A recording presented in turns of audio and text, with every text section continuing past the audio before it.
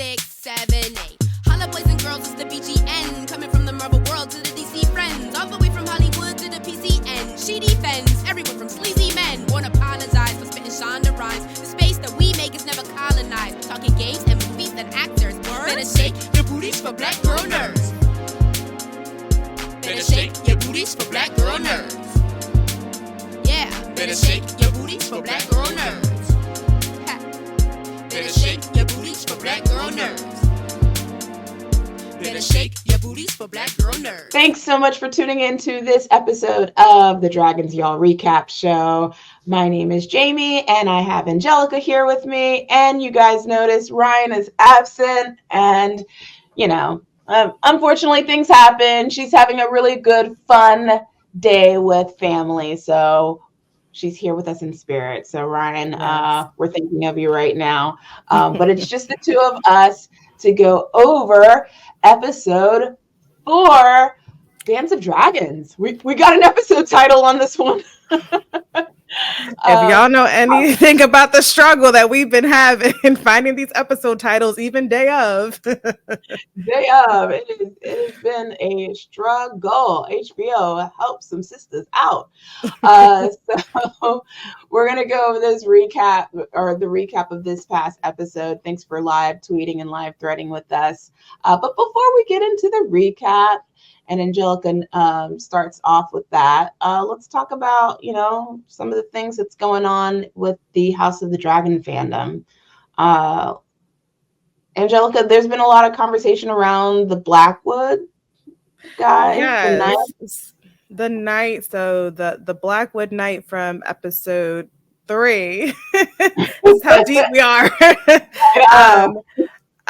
He, you know, obviously he appeared very menacing, and a lot of people are into the fact that he had like this like crazy-ish grin. He had his tongue out. So fans are speculating that this actually could be Bloody Benjagot Blackwood. Now, last season we speculated that the young man that killed one of the older Brackens when Rhaenyra was trying to get married, I think he was like a 12-year-old. We thought that may have been Bloody Ben but it was earlier in the timeline. But fans are speculating that this could be, you know, Benjagot Blackwood. And the actor that plays him, Kieran Burton, may have accidentally spoiled his own role on Instagram. So that's where it's coming from. Someone went added him, was like, Benjagot Blackwood, and he kind of was like winky like yes. So I don't know if we'll see this actor Kieran again.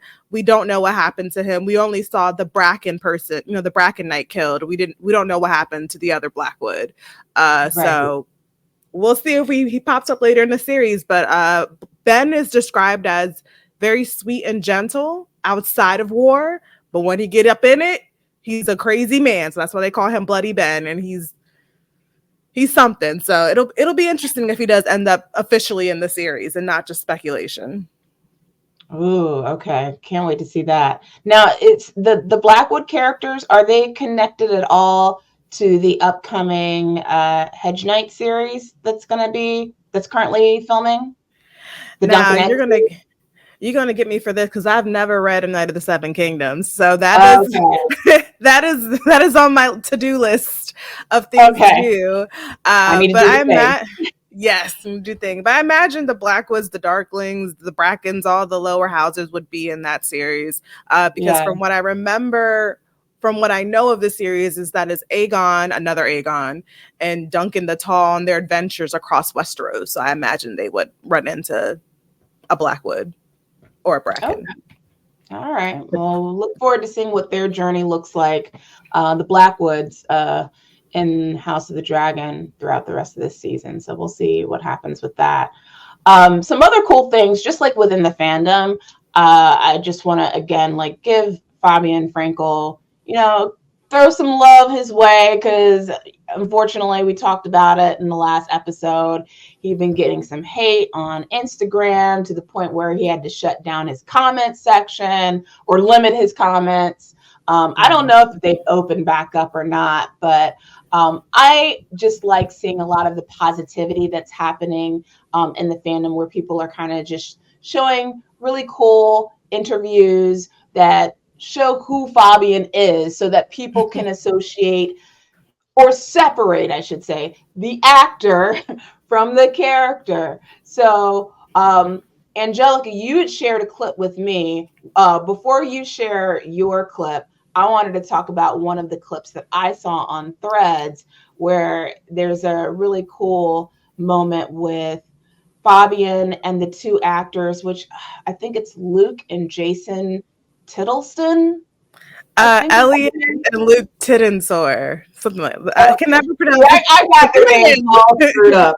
The Cargill twins. I would have remembered. The twins, the Arcs. So he was with the twins, and they were being interviewed, and he just was like, "Oh, we got to get a picture together on the red carpet." So it was just a really cool moment with the three of them, and you could tell that they get along pretty well in real life, and that there's obviously some really cool chemistry with them off camera, even though they had some pretty intense scenes together from what we saw in last week's episode. So that was just a really cool thing to be able to see on Threads. Someone had posted that video, and it just kind of made me even more mad that people was coming after Fabian, because it's like, you guys, he's such a nice guy. Why are you going after him personally? But yeah, well. Yeah, he's such a cutie. Well, hopefully he actually is working on another HBO show with Mark Ruffalo called Task, and it's actually filmed out of Philly, and I'm actually just 30 minutes outside of Philly, so Fabian in town. Let me go find him. Anyways, no, I kid. But no, there's another interview circulating. I think it went viral last week. The whole cast, or the majority of the cast, were doing the BuzzFeed puppy interviews. It's when the cast gets to sit around with like cute little pets and dogs, and it loosens people up, right? And they asked, because they're obviously from overseas, they asked, what American food do you guys enjoy? And Fabian immediately jumped in and was like, I love a Philly cheesesteak, which you don't really know people from overseas that know about a cheesesteak, to the point that he's like, yeah, I've had a whole bunch from Angelo's. And it was really hilarious watching the rest of the cast try to understand the concept of a cheesesteak, which it was foreign to them. They're like, well, what is it? Is it like, Emma especially, they were like, is it cheese and steak?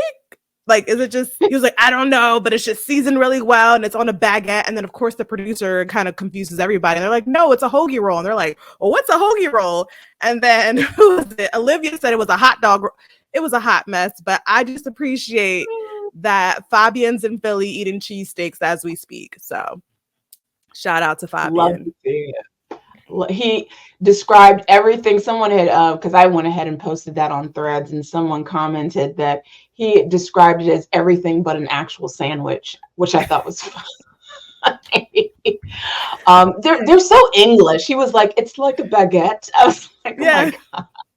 Well, they have a point, because I have a friend that lives in France, and he's originally from the West Coast, from California, but he's lived in Paris for like 15 years. And when he first visited me in Philly, I gave him a cheesesteak, but I talked about it. I had talked it up so much, like, it's amazing.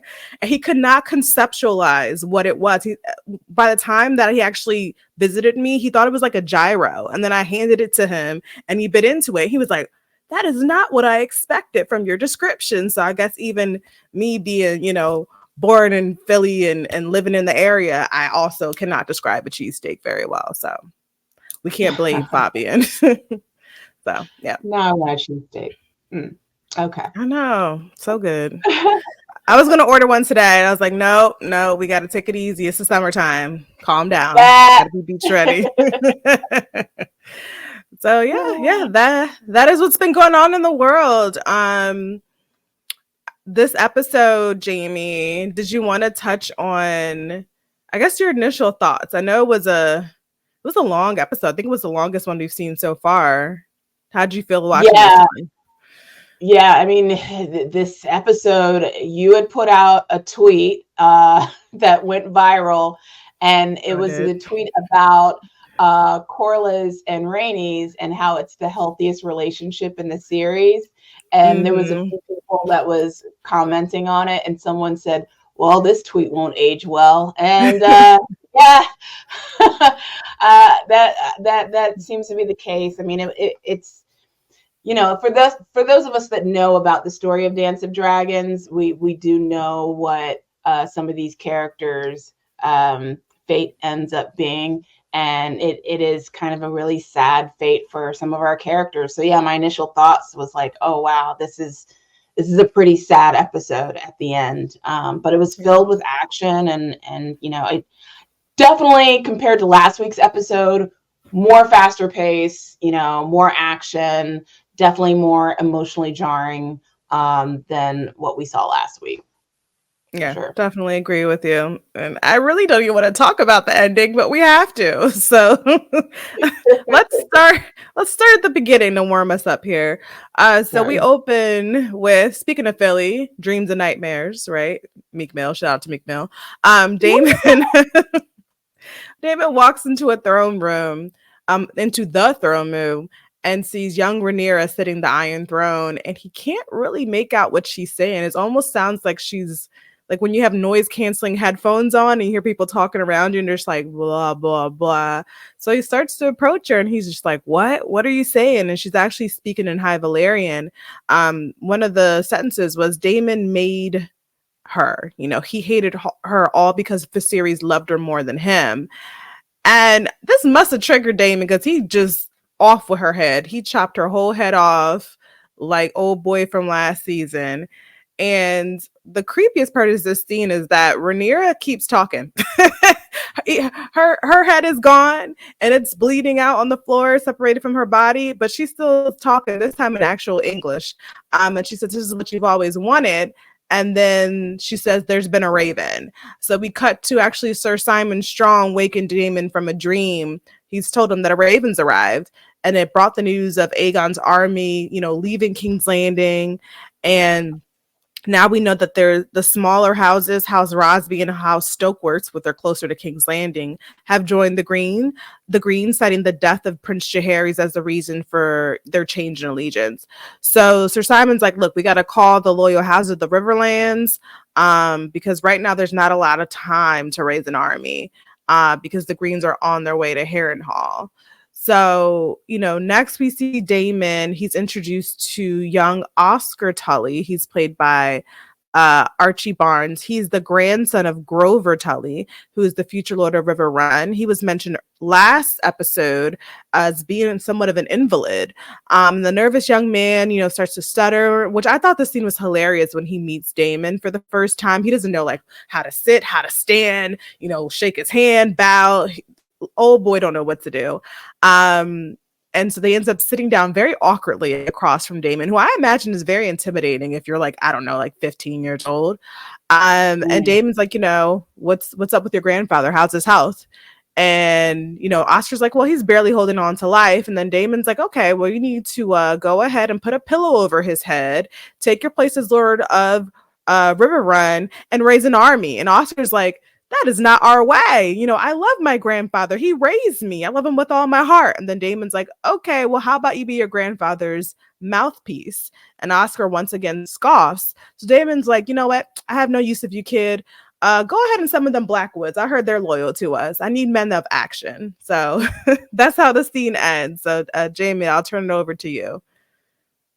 So the very first part with Damon, so he still has these hallucinogenic, moments where, he's imagining things, and he's no longer at Harrenhal in this scene. So again, last week I was talking about, it could be one of two things. It could be that someone is poisoning him, or he's dealing with some PTSD from all of the things, that's probably all of the guilt maybe that is catching up to him. I don't know if he fully feels guilty. So I don't know if that second part is guilty for hurting Rhaenyra, maybe, but not. Yeah, you had said that. Yeah, that maybe guilty for hurting Rhaenyra. So maybe there's some trauma involved with that, and everything's sort of coming to a head. But yeah, like, he's left Harrenhal, so why is he still hallucinating? So it could be the PTSD, or that maybe somebody is definitely poisoning him. I don't know, but I would love to see what is happening with Damon's hallucinate. What is triggering is what I'm trying to say. I'm curious to know what is triggering his hallucinations to that effect. And then the Oscar Tully character, let me ask you this, Angelica, is what is this guy's character? Because this is a new character. Is he similar at all to the character in the book? The Archie Barnes actor? I honestly can't remember that detail.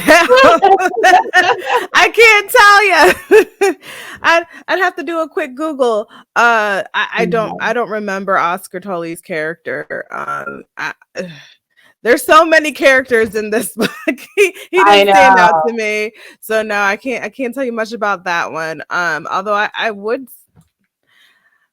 You're gonna have to give me a moment of pause to see if he's in the books. I don't think he is. I think he's a new character for the show. But let me cross-reference myself.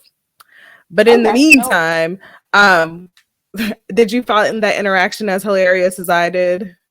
I did. It was very hilarious. And I remember when I was speaking to Ryan Condal, I was asking about, are there going to be any moments of levity in this series? Because when we watch House of the Dragon, we're always dealing with a lot of trauma. We're dealing with a lot of violence. We're dealing with a lot of just really depressing and sad moments throughout the series. And I'm like, is there going to be any moments of levity that we will experience throughout the show? And this is what Ryan Condal had to say. I'm curious to know, are there any moments of humor and levity that audiences will expect to see this season? I think so. I think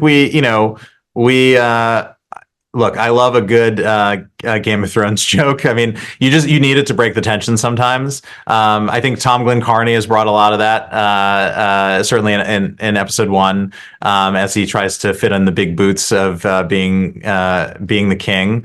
There's some humor there, and yeah, I think throughout the season we do have moments where we're commenting on the high stakes and the often absurd nature of the situation that these characters find themselves in.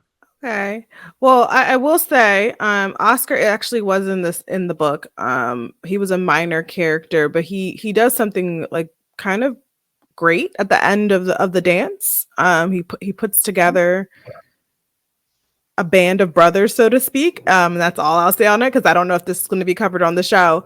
But he is in the book, and his grandfather is Grover. So this all tracks. I just don't remember these details. So yeah, there you go. First time for everything.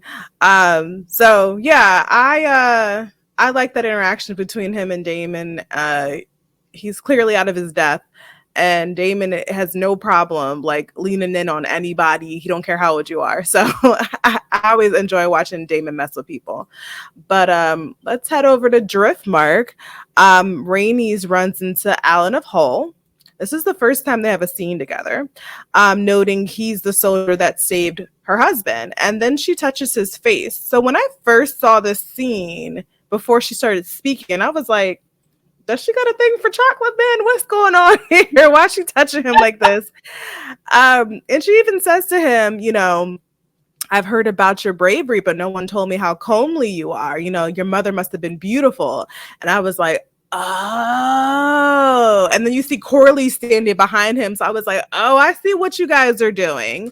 So Corley interrupts them, and Alan dismisses himself, and Rhaenys chastises Corlys for not mentioning Alan was the one who saved him, and Corlys says like that's irrelevant, which is just like a man. It was like, oh, so you just left out that very important fun fact because you didn't think it was relevant, because you thought it was going to upset me. And he kind of brushes her off, and she says, I know who he really is. And what I love about this scene is that, unlike Catelyn Stark in the Game of Thrones series, Rhaenys does not seem to be upset, or maybe she's just understood this is a part of the life of a sailor, that Corlys has had children outside of their marriage. So she says to him, Alan's past is no fault of his. He should be raised up in honor, not hidden below the tides. And Corlys asks if she came to Driftmark to interrogate him, Like, he's just like, what are you here for? And she actually tells them, I'm here because, I want to let you know that Bela has summoned me back to Dragonstone. Rhaenyra has apparently gone away. And if you recall, she went on her, her little 007 mission last season to meet with Alicent. And, Bela and Jace are kind of alone in the castle, right? Everybody's starting to leave them. And she fears that the Black Council, the men that are left behind, will prey on them if she's not present. So she's a mama bear here. And then Corlys questions where Rhaenyra has gone, and Rhaenys reports, I imagine that she's planning to draw them back from the abyss, right? Because they're obviously deep in a hole. So I will pause there for that new revelation that Alan of Hall is actually Corlys' son, and one would strongly assume that so is Adam of Hall, right? Because earlier Adam said to him, he owes us. So your thoughts there, Jamie? Yeah, I mean, I had no idea that Corlys was stepping out on Rhaenys like that. It's like, is there no faithful man in this universe? Is there no man that's loyal to his woman? Ned Stark. Ned Stark. There we go. Ned Stark. That's it. Maybe Jon Snow. Yeah, Jon Snow. Yeah. Yeah. But yeah, kind of going back to your tweet.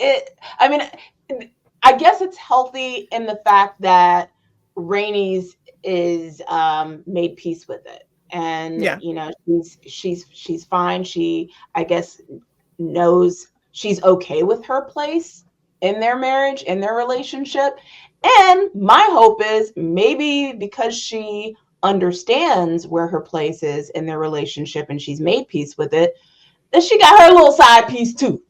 You know what I'm saying? She'll lick back Rhaenys. I'm hoping she got her little side piece, as well. So, of course, if Corlys probably knew about it, he'd probably be infuriated. But that's kind of my hope in the back of my head. But yeah, this is a very compelling and interesting revelation about Alan of Hull and Adam of Hull. So that will make a lot of sense, as far as their relationship goes. And I guess, how does that play into, I guess my question is, when Adam, I'm sorry, God, again, these damn names.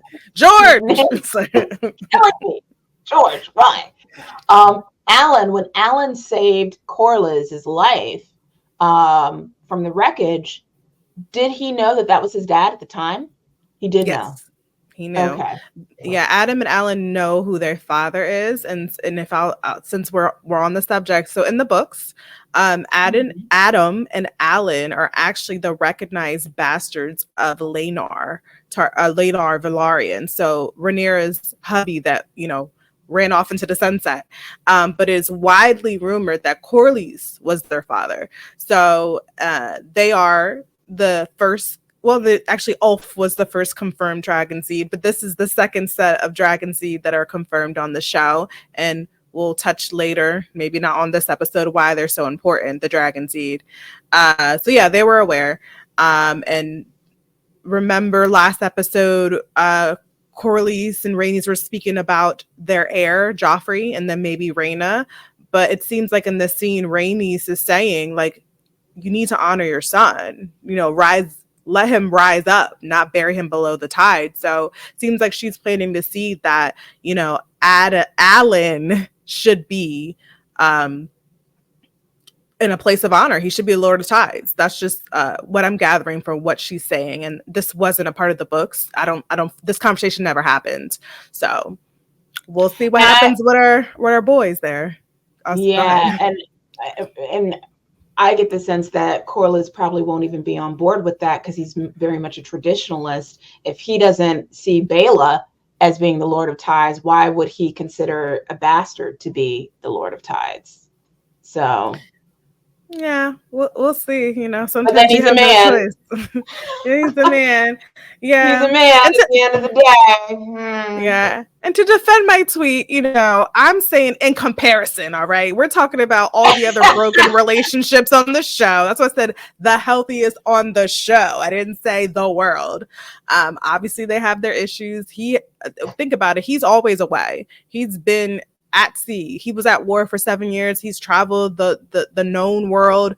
That man was never home. So to expect him to be faithful, I personally wouldn't see it for myself. My man away for 7 years,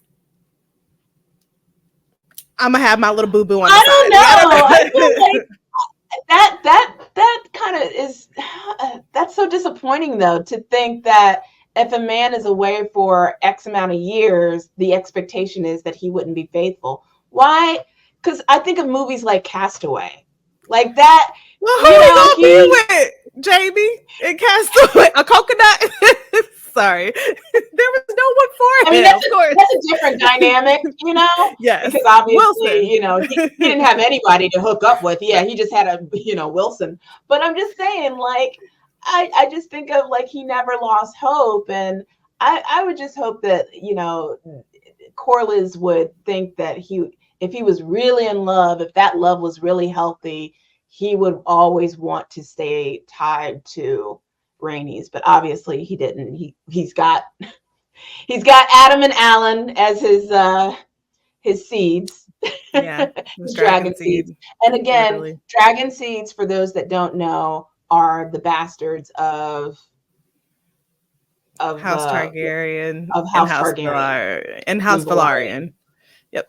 Anyone of high Valyrian blood essentially could be, that's not legitimized is it called a dragon seed. So, you know, I feel like Ryan had mentioned their old school love, you know, talk about Pop and Grandma. Sometimes Pop went away for a couple of days and came back. I don't know. I still think they have a strong relationship. He's obviously just done made some very poor decisions that he apparently wants to bury, right? Whereas his wife is like, no, own up to your shit, basically. These are your sons. Mm-hmm. Raise them up. So yeah, we'll see. But yeah, that was a hit to the fandom. So we're back. I think a couple of people was like, well, what about Jace and Bela? You know, I guess, you know, they would be second as far as they would be the new healthy relationship. I love seeing them even though that's an arranged marriage, right? It's arranged, and I really don't see necessarily romance between them. I see more of a camaraderie. Like, yeah, I think they know they're going to marry each other, and like obviously they have to do their duty and all that good stuff. Yeah, but it's right now, yeah, but right now it looks like they're just cousins who are confidants and really good friends and love each other. But I ship them, and that's his, you know, his boo or whatever. But I just don't see like romance with them. I just really see like camaraderie, out of duty and not out of love. Yeah, right. I hear that. But yes, I'll eat up all their scenes regardless. So, speaking of our girl Bela reports to the Black Council that Kristen is using the cover of trees to travel and evade their dragons, and she can't really tell where they're going, but she thinks perhaps northwest. And Sir Alfred scoffs, like, northwest? You don't even know what direction they're going. You know, you should have burned them when you had the chance. And Bela was like, well, maybe you can next time. Why don't you go ahead and mount your dragon? And I was like, yes, eat him up, eat up. So Jace defends Bela, saying that they wouldn't know anything were it not for her. And Sir Alfred states they're rudderless and they must raise an army. And Rhaenys tells him she's trying to steer the ship, all right? And Alfred insists that she's not the hand of the queen. So why is she even like speaking? And that's when her husband enters, Corlys, and he interrupts them. And he's just like, what has become of this council? You know, very authoritarian, like laying down the law. And he admonishes them for clawing and grasping for power while the queen is away. You know, Rhaenys encourages the council that at this point, they need to stop squabbling. They need to come together and find an end to this conflict. And by end of the conflict, I mean within their own walls. So then we cut to Alicent the Greens. She's in her chamber, and she's holding a carved stone dragon. If you remember, it's probably one of the dragons that the series was carving back in season 1, and that's when Grand Maester Orwell enters the room with a draft of moon tea, and he asks after the young woman who requested it. Allison says, "Oh, I'll keep a watch over her. Don't worry." And then before he leaves, she's just like, "Oh, okay." She asks him if he ever heard Viserys vouch for Aegon as king after all his years of service with the king. And Orwell insists that he never heard Viserys discuss such matters around him and excuses himself. And so when she's alone, she holds her belly and drinks the tea. So, woo, sip that tea. Your thoughts there, Jamie? Well, we know what happens when women drink moon tea. That's basically the after what's it called? Morning, the abortion after morning pill. Yeah. I was about to say after birth pill. My goodness, I'm thinking about the Trump the other night. Oh gosh, let's not talk about that. But yeah, that it's like the after morning pill. So yeah, I guess she and Kristen, girl. I mean, you are so messy, Allison. You are so messy for that. Now you got to resort to drinking moon tea because you done got yourself knocked up by Kristen of all people.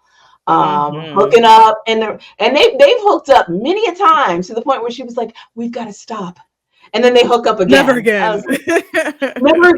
Never again. And then they hook up. And your daughter sees you guys hooking up. Like, you guys can't even be discreet about it. So yeah, that was a very interesting scene. And then, any scenes with Bela, I love to eat them up. I love the fact that we're seeing more of her this season. So I loved every bit of seeing her in that previous scene. Yeah. What I love Bela, but to go back to Allison and her being impregnated by Kristen, she is the very thing that she hated about Rhaenyra, right? Rhaenyra having bastards. Well, here you are with the Lord Commander / hand of the king's baby in your belly. But I still won't forgive her for forcing essentially Rhaenyra to walk up all them steps to see Joffrey when he was first born. So that's right. To make sure that he was. She's basically become Rhaenyra season 1. She's become that person, stepping out on her relationship. Now she's gotten pregnant by another man that's not her husband. I mean, like, girl, you are so messy. And then you try to put yourself as this wholesome, conservative person, and you're not. You're a hypocrite. Both you and Kristen are the worst kind of hypocrites. That's why you're so hated by the fandom. Right. Because of your hypocrisy. Like, just own your sinfulness and your evilness. Don't try to put yourself off as, holier than thou. Yeah. Take the mask off, but she's gonna hide behind her piety. He's gonna hide behind his purity and his white cloak. So we'll see how long she can hold this off. Because you get pregnant once, you can get pregnant more than once. They better exercise some restraint. But anyways, speaking of her baby daddy, we in the Crownlands, and Kristen and his army have put down House Darkland of Duskendale. They're actually putting their people to the sword. Those that have remained must swear their allegiance to the Blacks, if not death, right? And one of those people that has chosen not to follow them is Lord Gunther Darkland, who's played by Stephen Pacey. He's executed before his men, but not before Lord Gunther spits at Kristen. He tells him he has no honor and he is not fit for the white cloak. And I was like, exactly. You see him for who he is. Kristen smugly says his death is better than a traitor deserves. And Lord Gunther says, yours will come in kind. And I was like, ooh, how this man gonna die? Because he has to die. There's no way he can live out this series. And we saw what happened to Lord Beasley. So Right. Yes, exactly. So, I don't know. He just takes off his head, kind of like saunters off, cleans his sword, and he ends up talking to Sir Gawain. And he's just like, yeah, we're gonna head northeast, towards the coastline. And Gawain's like, but that's the opposite direction of where we're supposed to go. Harrenhal is up north. I know you're a Dornish, but you're not from around these parts. And Kristen's just like, yeah, and just like goes off on his horse. So obviously something is brewing. He has some type of plan. And we end up cutting to Aegon, who has found out that Damon has taken control of Harrenhal. And once again, he's having a temper tantrum and throwing stuff. And Larry tells him, like, okay, cool, he got the castle. That's fine. It's crippled. Plus, they're penniless. All the money that runs through Harrenhal has to come through me. So Aegon ends up conceding, but he wants to know going forward of such things. Like, you guys are not to hold, keep things from me. I'm the king, right? He wants to make it known who he is. And then Aemon tells Aegon that Kristen is heading to Rook's Rest. Please take note of that location. It is the seat of House Staunton, and it's a small, poorly defended castle. Now, if we remember, Lord Simon Staunton is actually on Rhaenyra's Black Council, and he had requested maybe 2 episodes ago to fortify his castle, and he was told to stay put. So we'll see. When Kristen wins the castle, it'll effectively cut off Dragonstone from the land. So, Jamie, I don't know if you have that map handy, but it'll help people get an idea of like why it's so important. All right. So as you guys can see, King's Landing's on the bottom left-hand side, and then you're going to see Rook's Rest further north. And then it's right near Dragonstone. So they already took down Duskendale, which is the city that stands between King's Landing and Rook's Rest. So they're pretty much cutting Rhaenyra off from the land, essentially. They're taking over all of her territory. So it's not looking good for you, girl. Yeah. So, like this is a pretty heavy, this scene has a lot going on here. So let me wrap this one up. So Aegon wants Kristen to head to Harrenhal. But Aemon says no, he's going to take care of Rook's Rest. And he's already told Kristen what to do. The plan's already been set. They're not going to undo them. And Aegon's pretty upset that his brother was plotting behind his back. And then Aemon threatens to embarrass him in High Valyrian, right? So he code switches. He starts talking to his brother in their native tongue. He doesn't want to undermine him in front of the council, but he definitely wants his brother to agree with him. And what I love about this part is as Aemon is threatening him and asking him, like, do you agree? Aegon don't know how to speak High Valyrian at all. He speaks broken High Valyrian, which just shows how much this young man has not paid attention. He never studied how to rule. He never cared to learn High Valyrian, which all the Targaryens know, like, fluently. He's the only one. So I thought that scene was pretty interesting. So it appears that Aemon is kind of taking control now. He's the king behind the king. So your thoughts on I guess those 2 scenes there. Kristen cutting people's heads off and the council. Well, Kristen is trash. I mean, we've established that already. Like, Kristen, he's got a very short temper, and I don't even know where that comes from. I guess he's a very insecure individual. The moment someone defies his authority, he immediately just has a knee-jerk reaction. And we saw what happened to Lord Beesbury in season 1. Like, he just killed him instantly when he defied his authority. What did he do? I think he slashed his neck, or he broke his neck. He smashed his head on the stone table over and over. Okay. I'm thinking about what happens in the book, because in the book he slashes his neck.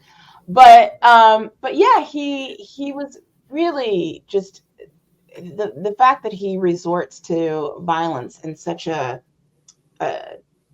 traumatizing way towards people, undermining his authority, just speaks volumes to his character. And again, that's why people don't like him in the fandom. Yeah. So Kristen is just, you got to get over that, bro. I don't know what your problem is. And and then when it comes to women, then you call them all things but a child of God, like the way he was talking about Rhaenyra when she basically rejected him and friend zoned him, and now he's joining a civil war against her because he got rejected. That's essentially what's happened with Kristen and Rhaenyra's relationship. So yeah, I find it fascinating though that Aegon does not understand High Valyrian compared to his everyone else. That's Targaryen. What is with that? What's the? Because we really don't quite know the history around that. Why is it that Aegon doesn't? Is it because he chose not to learn, or he's a little bit slower? I think his behind don't pay attention. He never takes anything serious. So, everyone else is learning their High Valyrian and he's over there goofing around. And of course, now he can he can understand it. He speaks it brokenly. He can't even form a coherent sentence. So I know plenty of Aegons, right? I know plenty of people. I speak fluent Spanish, but sorry, brother. My brother, not so much. You just don't pay attention. So yeah, it just speaks to his lack of culture, discipline. It's just he was never meant to be king, and we see it clearly. Loud and clear. So basically, at the end of that small council meeting, they decide that Aemon's gonna. Aemon, states that the king is going to support his plans to take Rook's rest while Damon is distracted with holding Harrenhal. So let's just forget about Harrenhal for a while. So then we see Larys visiting Alicent in her chambers. Every time he visits her, I'm like, oh no, he's going to ask to see her feet, but thankfully he doesn't. And you can see that she's trying to remedy her cramps with warm stones from the fire. And she's not the best liar. She tells Larys, her stomach hurts from eating too much the night before. And then Larys notices a draft of moon tea emptied on the table. And he's just like, oh yeah, and a rare indulgence indeed. Like he's peeping, he's seeing. He reports of Aegon's anger that Damon has taken Harrenhal. And then Alicent's like, well, you're the Lord of Harrenhal. Wouldn't you be more upset? And Larry says, it was a much needed sacrifice. And then he comments on the danger that Sir Kristen has put himself in and how worried she must be considering he's her sworn sword. Alicent kind of bristles at that. And Larry just says to her, I've noticed you've not been yourself as of late. And she goes, well, my husband died. My grandson died. Of course I've not been myself. And ever the observant person, Larys also notices that she's reading the histories of Westeros, the books that her late husband pored over. And he's like, well, I didn't know you loved history. And, he's asking, like, are you trying to find something of Viserys's mind, why he would have changed his mind about Rhaenyra in the end? And Alicent's like, you know what? It doesn't matter, because someone is going to ascend the throne. And it won't matter the significance of Viserys' intentions because they died with him. And then Larys agrees. So I'll just stop there for that brief scene because that was an interesting exchange of minds there. Three-eyed rat. I hate that theory so bad, Jamie, but I'll let you have it. Because it implies that he knows about Alicent and Kristen. Like, I'm worried about you. You seem different. You haven't been yourself as of late. So what does he know?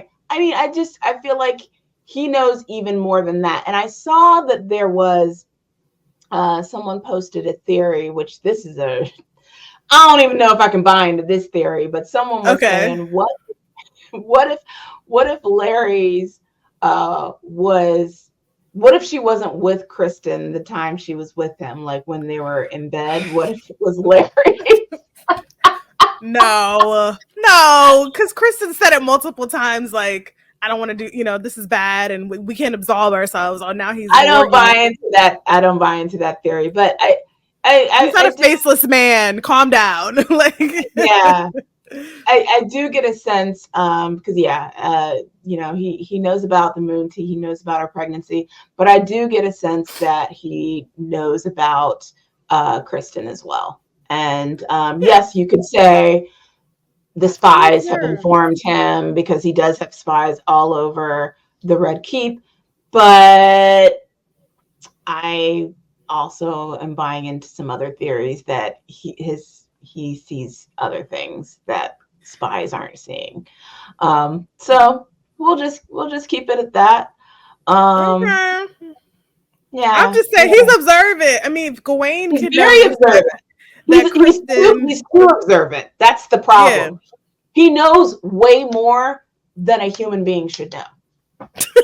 Like, he's Perez Hilton. He knows everything. That's all. He's the Perez Hilton of he's the gossip in the shade room of the Red Keep. Yeah, but those even Perez Hilton has like a team. And yes, again, Larry's has spies, but I don't know. I feel like Littlefinger knew a lot. Varys knew a lot. They had teams. This man has teams. Like, look, we're gonna have to wait until the series is over to conclude what he really was. We're gonna have to, because I just there's something supernatural about Larry's, and I don't get a sense that he's like a real person. I just don't. All right, I'll eat Raven instead of Crow if that ends up being the case. But I'm sticking to my theory in the meantime, or my ground in the meantime.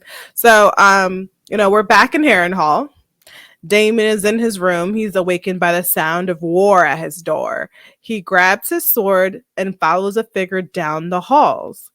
And then he sees himself with a patch over his eye, appearing very similar to Aemon Targaryen. And that scene confused me for a second, because I was like, wait a second, is that Aemon?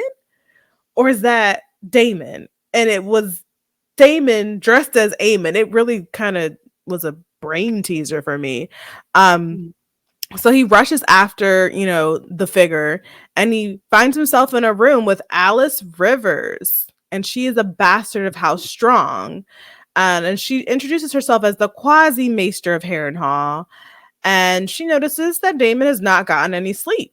And he asks, like, how do you even know this? And she says it is known Harrenhal is cursed. It's haunted since the first stones were laid after the great were trees were cut down. And just brief history. So the Long Night, if you guys remember, was a war between the First Men and the White Walkers, right? And then the Children of the Forest helped them. After the war, many of the First Men and the Andals cut down the weirwood trees, the heart trees that you see especially in the north. So there's more in the north, but most of the trees are all cut down south. So, as a result of that, the Children of the Forest cursed the lands. So the bed, apparently, that Damon has been sleeping in at Harrenhal was also made from the wood of a heart tree, of a weirwood. So that could explain some of the... So we have three things here, right? We have the fact that Harrenhal is haunted, the fact that Damon is sleeping on a heart tree, wood frame, and then we have Alice Rivers herself. So when she's explaining, just the happenings at Harrenhal, Damon dismisses them as fairy tales and walks away. And then Alice gets his attention stating, you ran away to Harrenhal after quarreling with your wife. So this is when I'm like, oh, this one's kind of supernatural, right?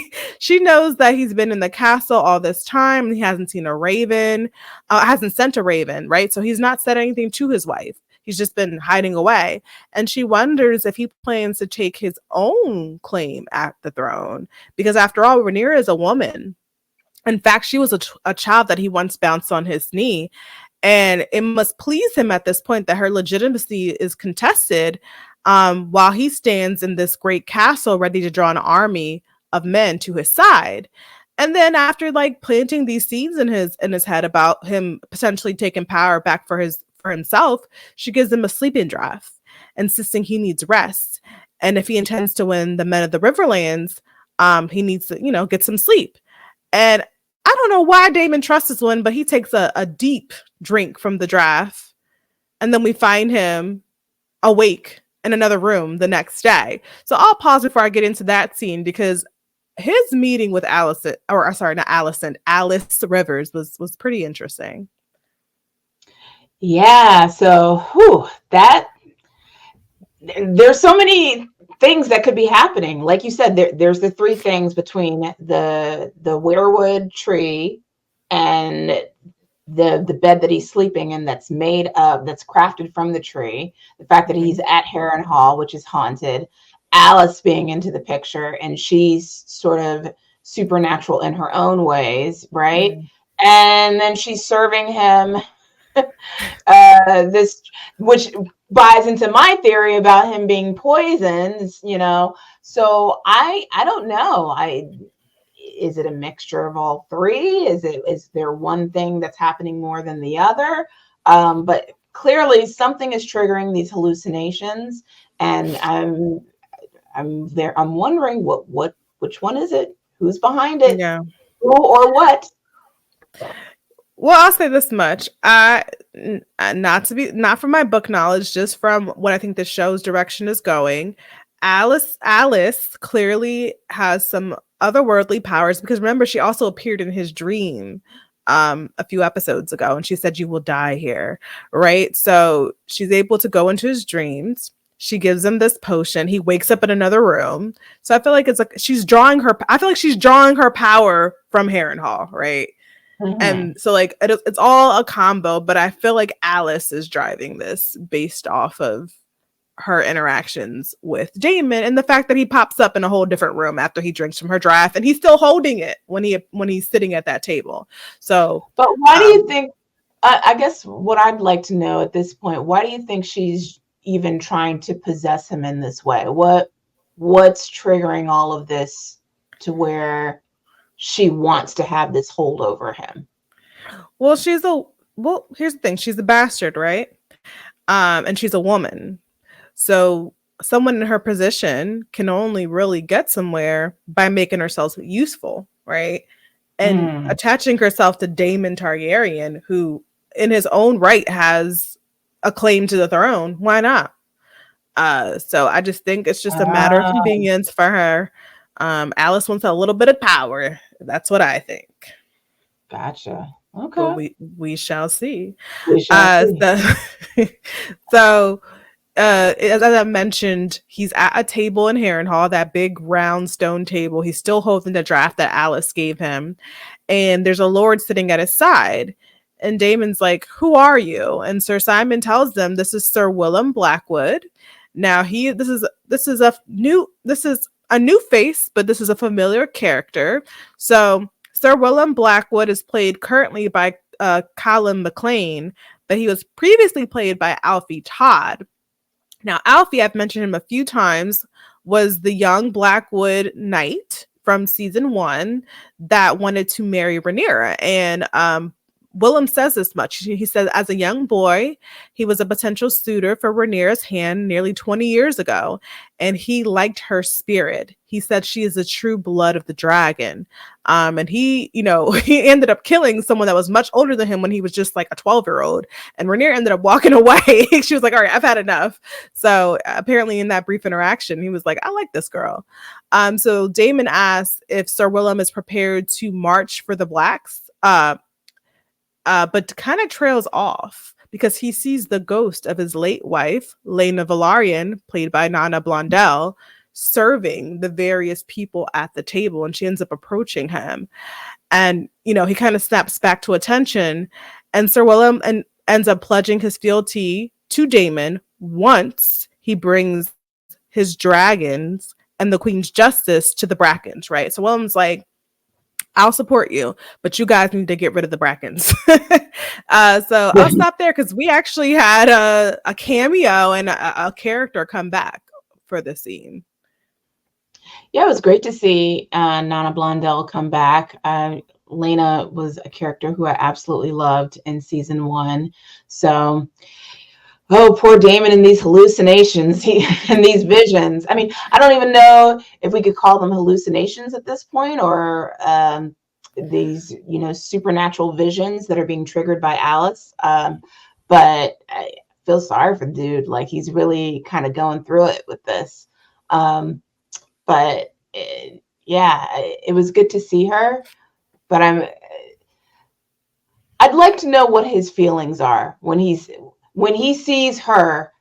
What emotion is he sensing right now? Because there wasn't really much emotions that he was emoting towards Lena when she was alive, hence her kind of feeling very distant and detached from him, and then poor girl unaliving herself to Vhagar. But I would like to figure out what's in Damon's head at this moment as he's seeing Lena's vision. Yeah. I'm sorry, go ahead. Oh no, go ahead. I would say though, her death did affect Damon. Like he wasn't like, he was very upset when he ran out and saw her being set on fire by Vhagar. And, she was carrying his son.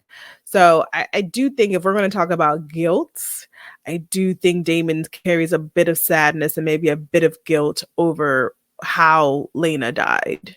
And maybe he wasn't a good enough husband and all that good stuff. But I feel like he's buried it. That's why he's probably so cool towards his daughters, because it just all reminds him of their mother. But that's just my personal 2 cents. I'm sure he feels guilty about the death part. I just mean, like, while they were together, he was, he didn't really treat her well while they were together. Right. But I don't think Damon can treat anybody well. Yeah, he doesn't treat anybody well, period.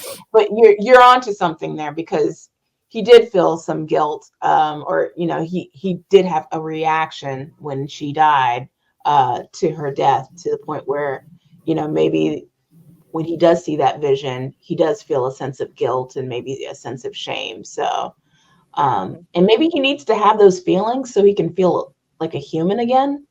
Yes. Since he's committing some very inhumane acts. So he probably needs this. So Alice is performing a public service right now. Right. We need to see less of him and his murderhood, as they call it. When he throws that bad boy on. And I'm really interested to see what happens with Sir Willem's character, considering they brought him back. And this is probably the first time I've seen someone aged up naturally on the series. Show up 20 years later as an older version of himself. So I thought that was pretty cool. Let's jump back to the Greens. So Aegon is bored once again, just not a king. He's bored and he's distracted as the Green Council discuss Kristen's success, right?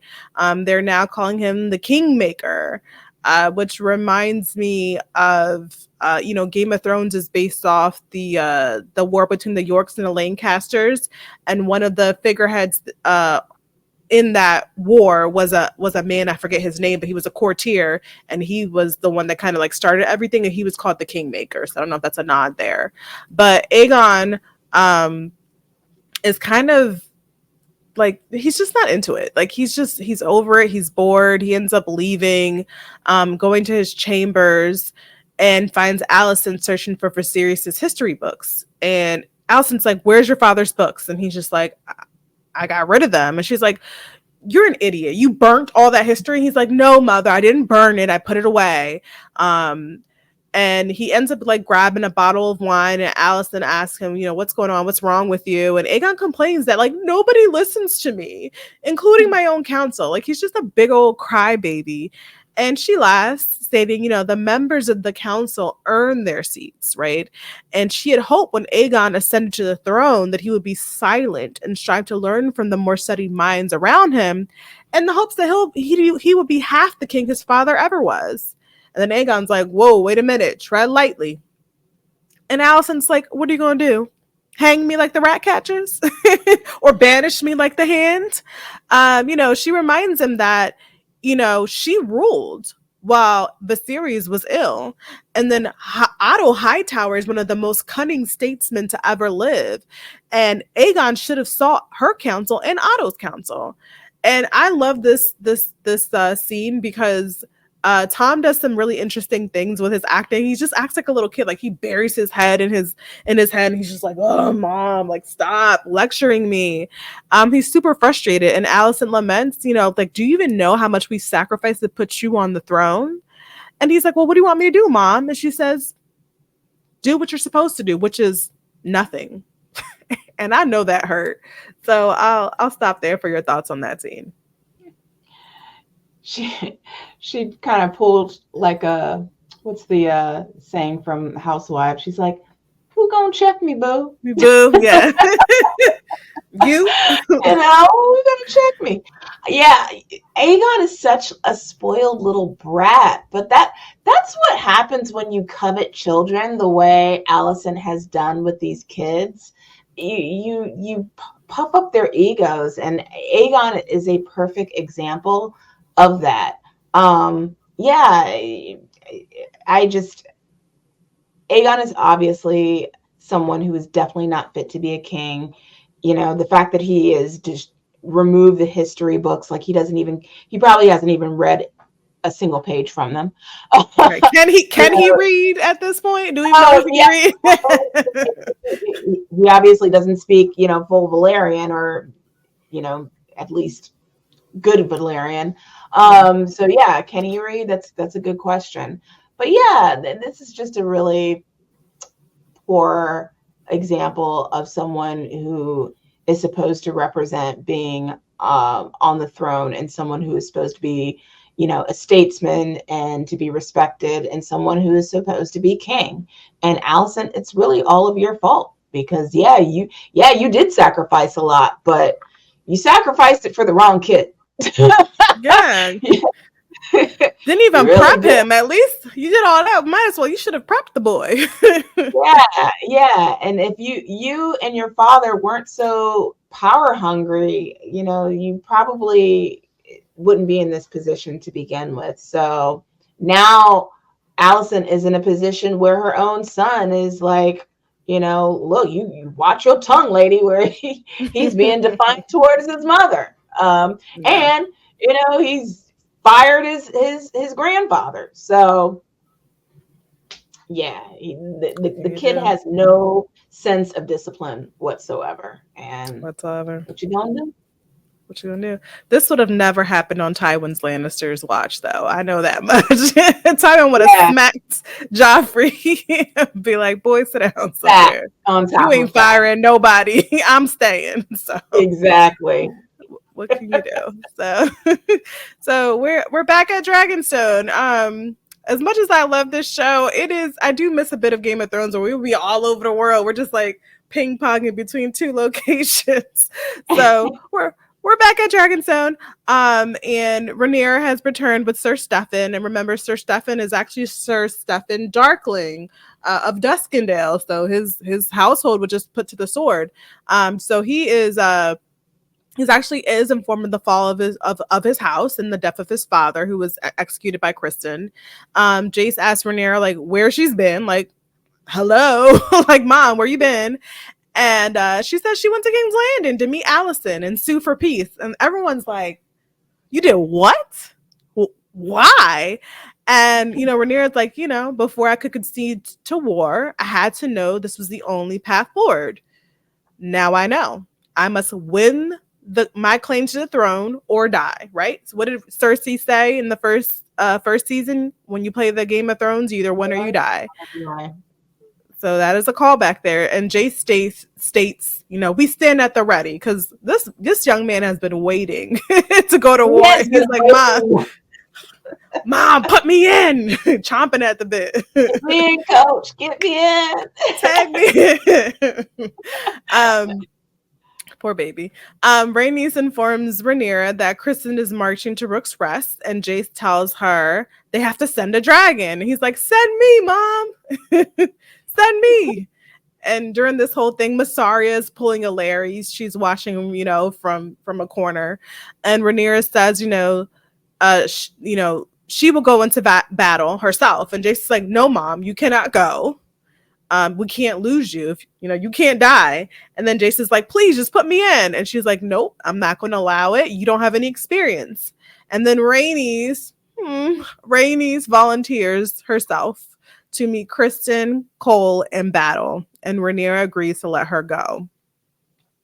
And my heart just dropped on that scene because I already knew what time it was as a book reader. I was like, no, don't go. So, but okay. We can go back in time and just like just take that out. Yeah. Just no, but she was the best person for the job. Because she is battle hardened. So is Meleys. Meleys is called the Red Queen. So if you're going to send a dragon, and since Damon's not there, go ahead and she's a bigger dragon than Jace, right? Meleys is bigger.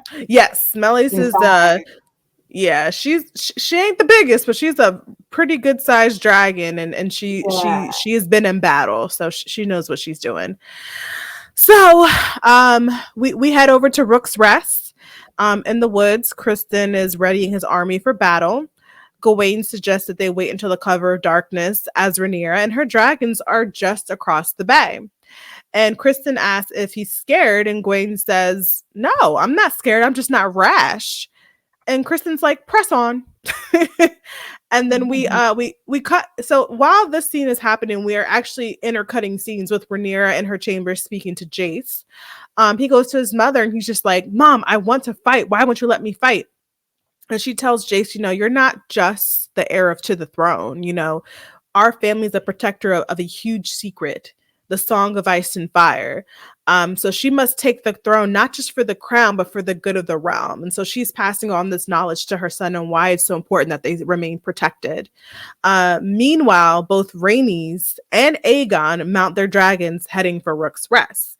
Now, back up. If we remember, Aegon was not supposed to go nowhere. He was told to sit down somewhere. So he's defying everyone around him and he's wanting to prove himself. So he's out for his flight. I think it's one of the first times we see him on Dragonback. So Cole, we cut back to Cole. He's with his army. They're struggling at this point, trying to take the castle of Rook's Rest. Because what happens? Rhaenys swoops in with Meleys, and she is spotted in the sky. And Kristen's like, "It's all good. I have a plan." And he sends a signal to Aemon, who's hiding deep in the woods with Vhagar. And I was like, who called Vhagar into this? But before he ascends, Aemon sees Aegon on Sunfire and orders Vhagar to stand down. He ends up calling his brother an idiot in High Valyrian. And then Meleys swoops in and starts just setting fire to the troops, right? Because there's the woods, there's the field, there's Rook's Rest. So they have to go through the field to get into the castle. So Meleys, she lightened that field up on fire. And Gawain chastises, Kristen for this plan because they end up seeing Aegon flying in on his dragon Sunfire. Did you mean to put the king in danger? And Kristen says, this was not part of the plan, but he does use Aegon's appearance as a way to embolden the army. So Aegon attacks Meleys and Rhaenys with a burst of dragon fire. He must not have paid attention because if you fire through at a high speed, the dragons can go straight through it. So Rhaenys flies straight through the dragon fire and attacks Sunfire from underneath and ends up clawing his belly and wounding him. Lord Staunton, meanwhile, is watching from his castle as Vhagar joins the fray, which that scene was terrifying because you see these two dragons fighting and then you see this giant beast emerge from the woods. And it's just chaos. So Meleys and Sunfire are locked in battle. And at this point, Meleys has the upper hand. Aegon is knowing that he's basically losing, spots his brother and is like, "Oh, thanks the gods," but not before Aemon says Dracarys, and he releases Dragonfire on not just Meleys and Rhaenys, but Aegon and Sunfire. And Aegon and his dragon fall to the earth, crashing into trees. And Kristen sees this whole thing unfold. He's just like, that is not the plan. So Meleys and Rhaenys come out of it unscathed, thankfully, but Rhaenys straps herself into her saddle and turns. So this part broke my heart because when a dragon rider straps himself in, that tells you that they're going to go down with their dragon. So she's in the clear, but she ends up turning around and she says, "Meleys, attack," in High Valyrian. So Vhagar and Meleys are facing off against each other. They end up interlocking, and then there's the scene of these two dragons spiraling from the skies while spraying each other with dragon fire. Like, I was stressed out because both Rhaenys and Aemon are just, they literally have fire around them. And, you know, somehow Meleys gets the upper hand and knocks Vhagar to the ground. The force of Vhagar falling knocks Criston off his horse. He ends up blacking out. And there's a, you know, it's just chaos. So with a grim look on her face and a gentle smile to her dragon, because this scene was very touching, Rhaenys turns back to head towards the bay. So she's not trying to fight now. She's just trying to escape. As far as she knows, Vhagar is down. So she starts to look towards the ground where Vhagar fell. She doesn't see Vhagar or her rider. And as they pass the castle, you think they're in the clear. Vhagar emerges from behind the castle and bites Meleys' throat, nearly decapitating her. And, you know, Rhaenys resigns herself to her fate. Meleys falls to the ground, destroys the wall of Rook's Rest, and then Aemon flies away satisfied. And the score for the show kind of like amps up. It's almost reminded me of the Reigns of Castamere. Just pissed me off. And so we'll wrap it up because I really want to know your thoughts here, Jamie. But Criston ends up awakening, because I want to describe this scene, from his blackout. He watches as his army descends into the break in the castle walls. He grabs the shoulder of a soldier, ordered him to help him with the king, because the king obviously has disappeared and fallen into the woods. But the knight actually falls into ashes because apparently he was killed by dragon fire. So Criston ends up venturing into the woods to find Aegon, and he sees Aemon with a sword drawn approaching Sunfire and Aegon on the ground, barely holding on to life. And I say barely holding on to life because I can hear the sounds of Sunfire breathing. And Aemon picks up Aegon's Valyrian steel dagger, which was very important in the original Game of Thrones series, and walks away. And then Criston falls to his knees in shock at the state of the king and, you know, the fallout of this great plan he conceived. So I know that was a lot. So I want to hear your thoughts, Jamie. So going all the way back to Rhaenyra's conversation with Jace, I just want to say that I don't think she would have even let Jace go if he was experienced. So I just wanted to put that out there because, yes, he's inexperienced. Yes, he's younger, but she would not have let him gone, period. Like, even if he was experienced, even if he was more than capable to fight, and even if he had the biggest dragon, in my opinion, I don't think Rhaenyra would have had Jace go out there because, number one, he's the heir, and also she doesn't want him to suffer the same fate that Luke had. And I think she's still really reeling from that loss. So that's where my opinion stands on that. This whole exchange was just, oh my goodness. I just was like at the edge of my seat.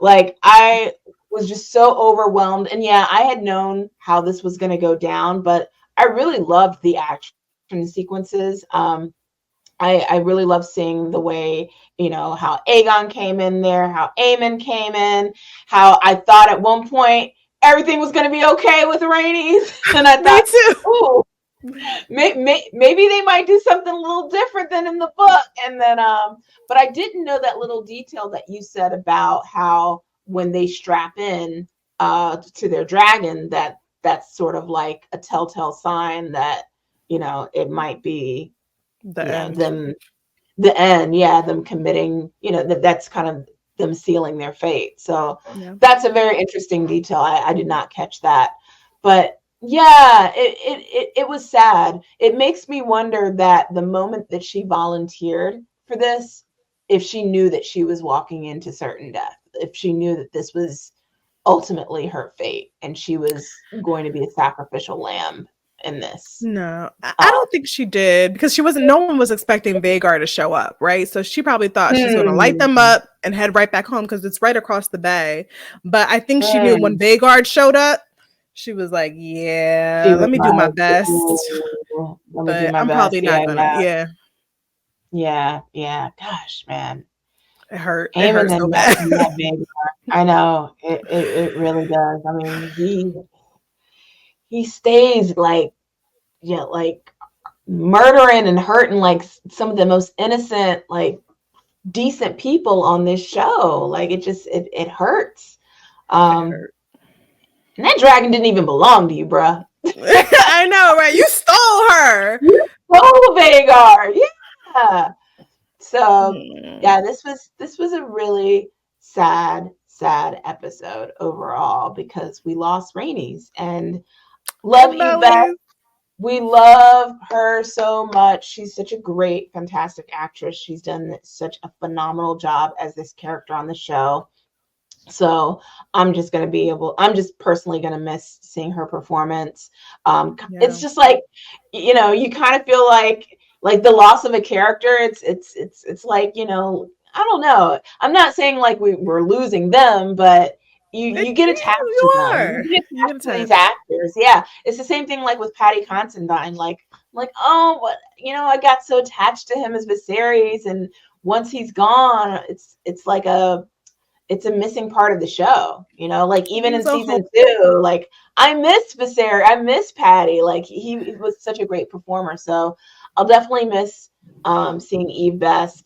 Poor Corlys, when he hears the news of this, it's just going to be like he almost died last season, and now he's going to hear the news of his wife's passing. So this is just going to be a devastating blow. Just how that's going to affect his mental state. We'll see how that plays out the rest of this season and how that affects his relationships with his sons, with, you know, with everyone else on the show, you know, with Bela, with the girls, with the twins, Raina. I always forget to talk about Raina.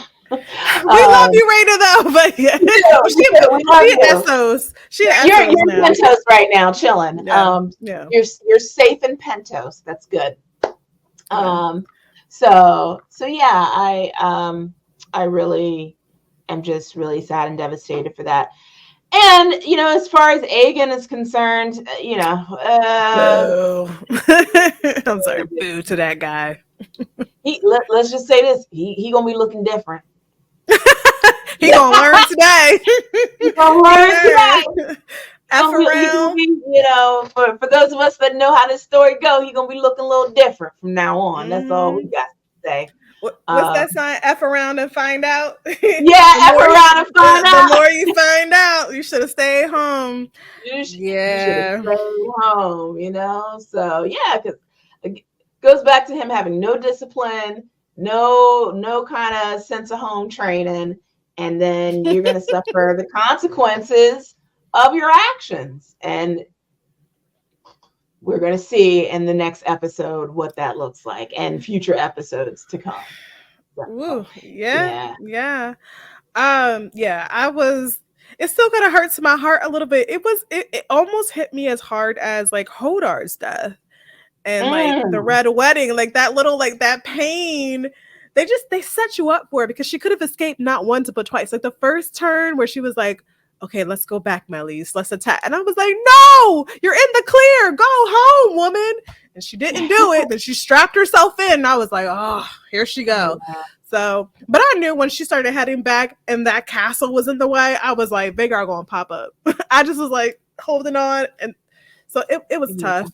I feel like Aemon has a cheat code. Like, it's just not fair. You have the biggest giant, most powerful dragon on your side, and he's just so smug.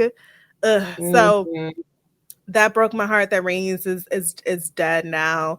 You know, Bela was raised by Rhaenys after her mother died. So how is Bela going to take on this death? She's lost a mother figure. It's too much, and I was really sad. So I'm really going to miss seeing Eve Best on the show as well. I love her character. And like, she died doing the thing, you know, she died swinging. She went out like a G. Like she went out like a warrior. So I'll just touch on some of the differences between the books and the show based off this last battle. So in the book, Aemond did not intend to take out his own brother.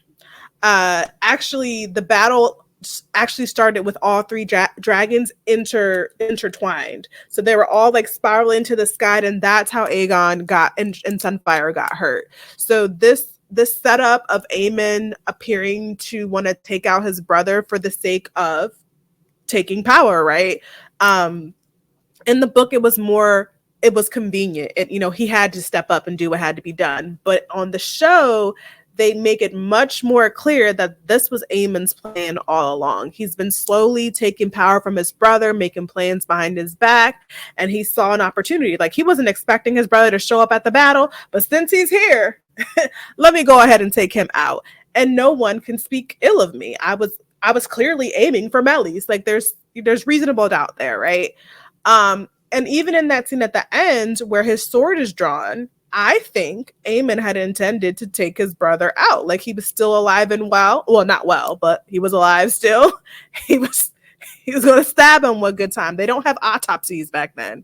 So that was the difference. That a lot of the things in the book that are kind of left vague and unclear, this show is supposed to be a reflection of the true history, because Fire and Blood, the chapters belonging to the Dance of Dragons, were heavily biased towards the Greens. So I feel like this show kind of pulls back the curtains and we see more of an accurate storytelling of what truly happened. So that was the main difference, or main takeaway that I saw as a book reader from the fate of Aegon and Aemond.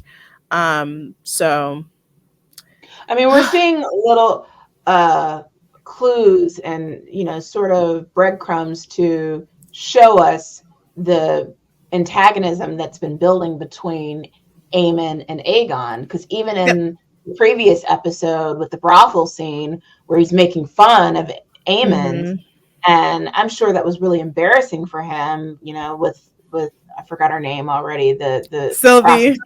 Yeah, and this is the only woman that he's ever been with, and that probably really got under his skin. That really probably got under his skin, and he comes across as the kind of guy. I mean, he obviously seems like he's the kind of guy that holds on to that he holds on to grudges. Hello, he's been mad at Luke for how many years? Yeah, he to the point where he killed the guy. So he has an issue with insecurity and dealing with his emotions, where he really needs therapy. But he just doesn't know how to process anger very well. So yeah, we're seeing how that antagonism between brothers has developed over the episodes, and now it's kind of come full circle in this moment. Yeah. And then if you remember last season when Aegon tried to run away from home, essentially saying, I don't want to be king. Aemon's like, I know. Like, Aemon always thought of himself as the better leader. And now he's finally in the position to show that, right? Now he can show his stripes. So I am very much looking forward to the next episode, right? Episode 5, because we see the aftermath of Aegon's accident. And we're going to find out how the Blacks feel about the death of Rhaenys. So this episode really just hit like the accelerator. And now we're like, woo, what the rest of the season gonna look like? So yeah. And one more thing to add about Aemon's personality quirks with him holding on to things, because we talked about the coin trick thing that he was doing when he discovered that coin. Like, I think to me that them showing that scene is another indication of him holding on to issues that he has, because he finds out that they were targeting him. So that's his way of just kind of holding on to that anger, holding on to that grudge. So yeah, the guy's got issues. He really has issues, and he to the point where he explodes, and it explodes in the form of dragon fire. Right, all up on your brother. All up on your brother. And poor Rhaenys. Poor Rhaenys. And then steals his brother's Valyrian steel dagger, the one that was that Arya used to kill the Night King. I'm like, oh, you just taking all of it, all the spoils of war there. So yeah. Yeah. We'll see. But yeah, that is how the episode ends. And R.I.P. to Rainies and Mellies, and man, we're gonna miss you, Eve. We're gonna miss you, Eve. Oh my goodness. And yeah, I just it sucks. It sucks. I love Rainies. And I'm so sad right now. Like, we're so sad because I'm sad for Bela and Rainy and Raina. I'm sad for Corliss. You know, I'm sad for the Valarians. You know, I'm sad for Rhaenyra. Rhaenyra lost like a huge confidant, a huge supporter. So it's just like it's all bad. Gosh, Rhaenyra suffered yet another loss. Yeah, poor thing. So yeah. Well, I hate to say that it's I would like to say that it's going to get better, but unfortunately, this is Game of Thrones. The story of Dance of Dragons does not get any better, guys. It's only going to get downhill from here. But in the meantime, look, we will all support we are all each other's support group when we go on Twitter and Threads and live tweet and live thread these episodes. So definitely feel free to comment, engage with us on social media. If you happen to find this video on YouTube, like our video, do the things, subscribe, hit that notification button, share it with anybody else that you know is a House of the Dragon fan, and follow us each week as we again live tweet and live thread these episodes. We're on @BlackGirlNerds on both Twitter and Threads, and we look forward to seeing you next week. See you then. Bye. Eve, I was very surprised to learn that you have never seen an episode of House of the Dragon. Except for last night. I watched the first episode of the first season because we had to because we were that for the premiere, and then last night I was really keen to sneak out the back because I just couldn't. I feel hot and sweaty, but I was encouraged to stay, and it's just I don't know, it's just a crazy kind of.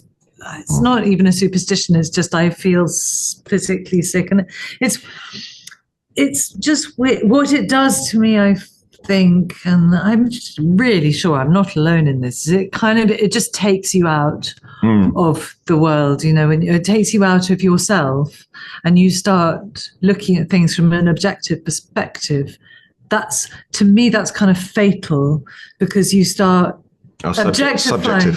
Yeah, when you start objectifying yourself, yourself, and you start having opinions and thoughts about yourself, whereas actually when you're inside it, our only job is to get inside the head of these people and operate entirely as they might operate. Yes. So if you have, for me, it just messes with my head too much.